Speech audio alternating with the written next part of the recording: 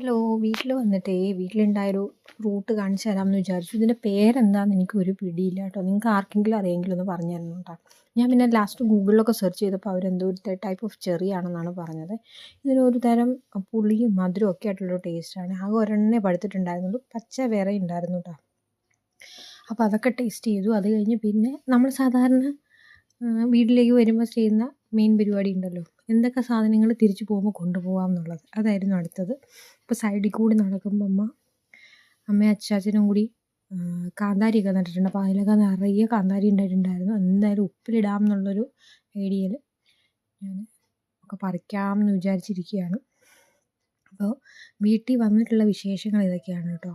അപ്പോൾ എല്ലാവർക്കും വീഡിയോ ഇഷ്ടമായെങ്കിൽ നമ്മുടെ വീഡിയോ ഒന്ന് ലൈക്ക് ചെയ്തേക്കണേ. നിറയെ കാന്താരി ഉണ്ട്.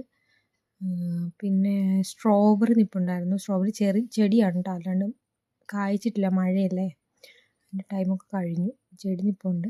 പിന്നെ ദൈ കാണുന്നില്ലേ, അത് ചേമ്പും താളാണ് കേട്ടോ. അതായത് ഇതിൻ്റെ കിഴങ്ങല്ല എടുക്കുക, ഇതിൻ്റെ ഇലയാണ് തോരൻ വെക്കാനായിട്ട് എടുക്കുക. അടിപൊളിയാണ്. പിന്നെ പച്ചമുളക് ഒക്കെ ഉണ്ടായിരുന്നു. ഇതൊക്കെ കണ്ടങ്ങ് നിന്നു.